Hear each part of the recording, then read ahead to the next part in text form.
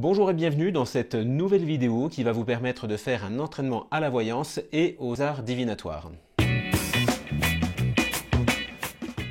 Vous avez été nombreux à faire le premier exercice sur la personne mystère numéro 151 et je vous remercie de votre confiance. Et si vous êtes ici aujourd'hui, c'est probablement parce que vous avez déjà fait ce premier exercice ou alors parce que vous avez atterri directement sur cette vidéo en cliquant sur un lien ou en étant invité à le faire.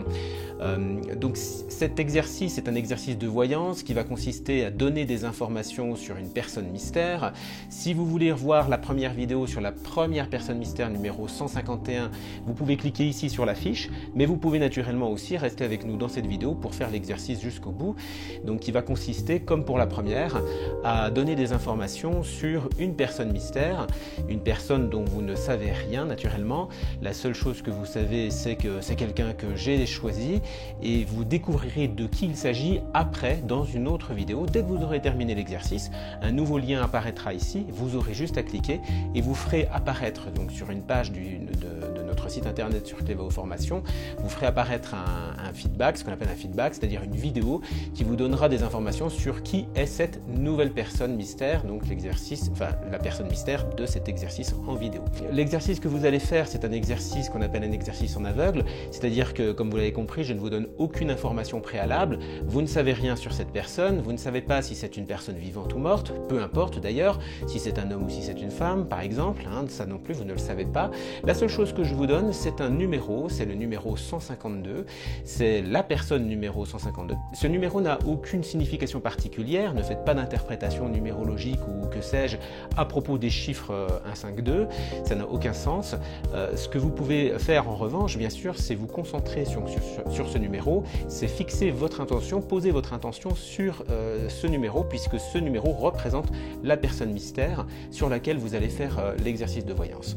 Donc comment cet exercice va-t-il se passer? Grosso modo, à peu près de la même façon que le premier exercice.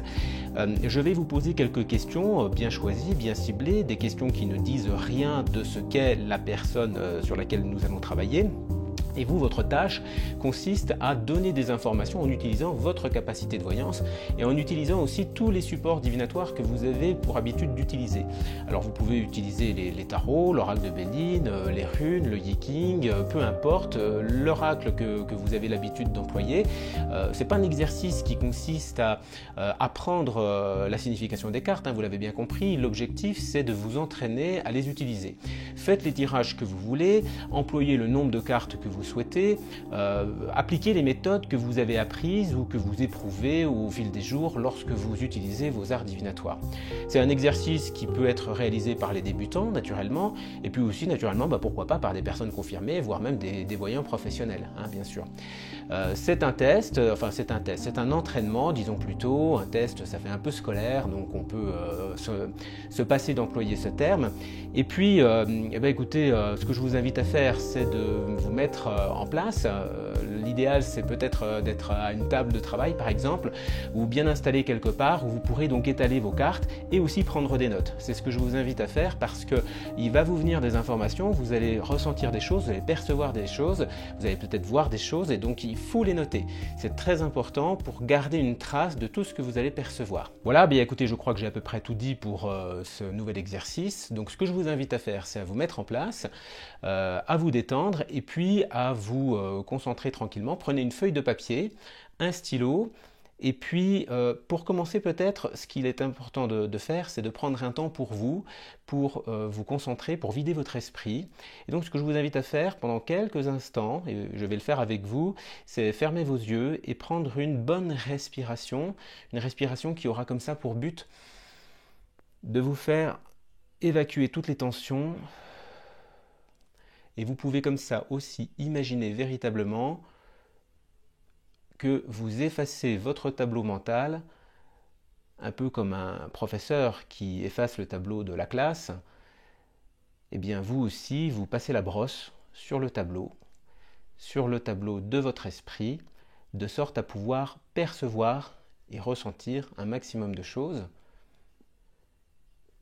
Donc vous pouvez imaginer vraiment que vous devenez vierge, pour ainsi dire, vierge de toute idée préconçue.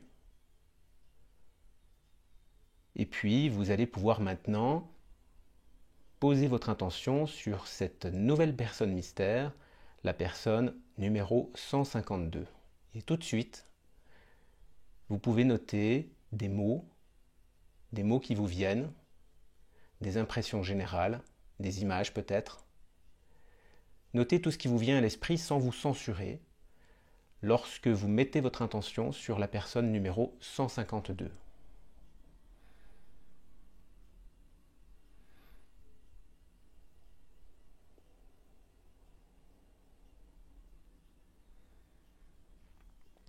Vous pouvez avoir des informations sur un certain contexte, des idées qui peuvent vous traverser sur cette personne. Notez-les. Et puis, ce qui va nous intéresser, c'est que vous donniez des informations sur sa personnalité, sur son caractère.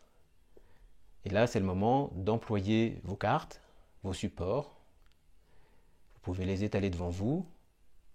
Vous pouvez poser les questions appropriées pour donner des informations sur la personnalité de cette personne numéro 152. L'objectif n'est pas de trouver qui c'est, bien sûr. L'objectif, c'est de donner des informations simples sur sa personnalité.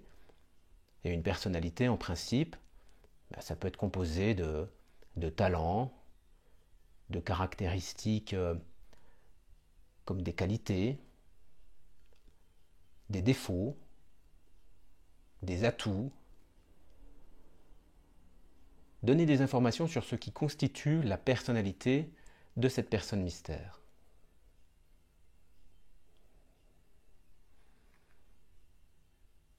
Faites autant de tirages que nécessaire. Et notez bien sûr toutes les informations qui vous viennent.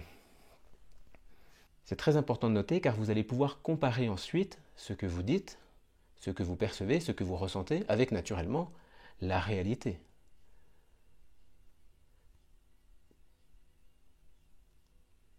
Et puis ce qui va nous intéresser à présent, c'est l'environnement de cette personne.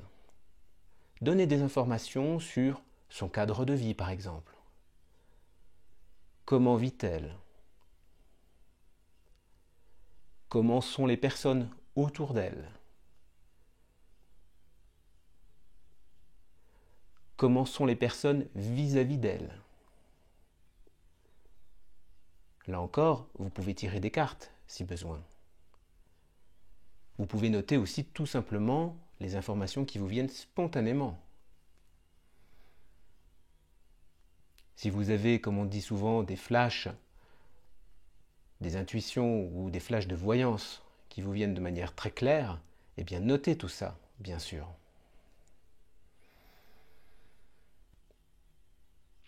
Et puis vous pouvez noter à présent tout ce qui vous vient et qui concerne les actions que mène cette personne. Les actions, c'est-à-dire ses activités au quotidien par exemple. Donnez des informations sur ce qu'elle fait. On pourrait tout à fait imaginer que vous essayez de donner des informations sur sa journée type, du matin quand elle se lève jusqu'au soir. Que fait-elle?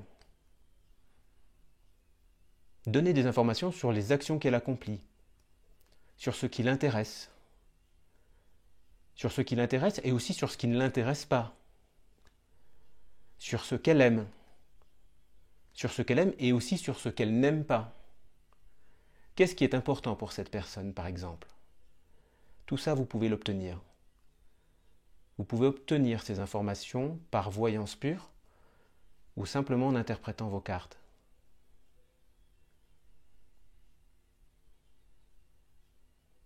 Si vous avez besoin de plus de temps, n'hésitez pas à mettre la vidéo en pause.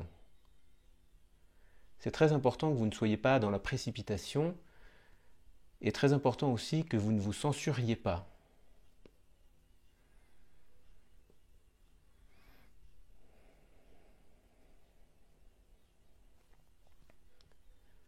Et puis cette personne, vous pouvez avoir à présent des informations sur son parcours de vie. Par exemple, dans sa jeunesse.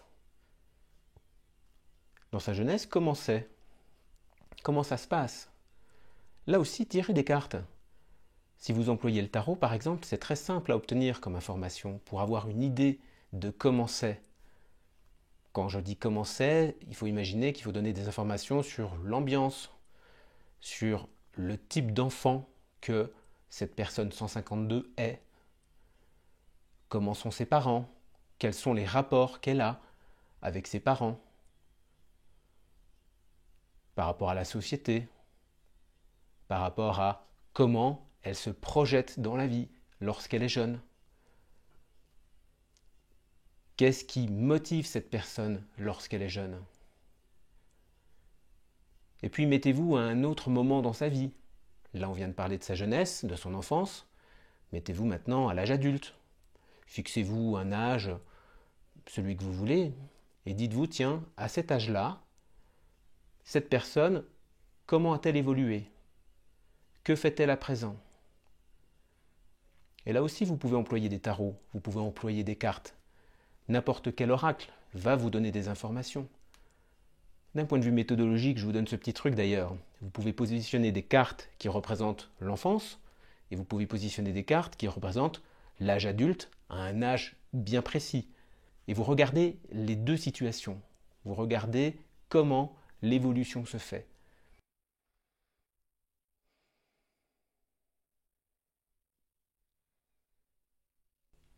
Voilà, on arrivera bientôt à la fin de l'exercice dans quelques instants. Juste avant de terminer, prenez une nouvelle feuille de papier. C'est toujours très important de noter toutes les dernières informations, ce qui vous vient à présent, si vous faites une sorte de synthèse générale de ce que vous avez perçu, de ce que vous avez compris. Vous pouvez d'ailleurs mettre en pause si besoin.